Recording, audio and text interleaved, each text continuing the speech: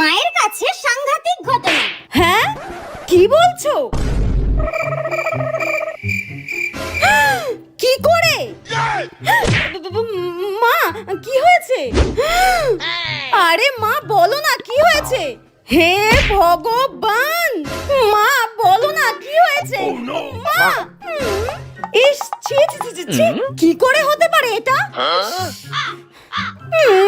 ও মা, বলো না কি হয়েছে? এত বড় ঘটনা আর আমি জানতেও পারিনি। যেই শাড়িটা আমি তোর দিদাকে দিয়েছিলাম সেই শাড়িটা তোর মামি পরে গেছে বাপের বাড়িতে। আজকে আসুক তোর বাবা, তারপর তোর মামিকে ফোন করে দেখাচ্ছি আমি। যাই হোক, আমার রেজাল্টের ব্যাপারে জানতে পারেনি তাহলে।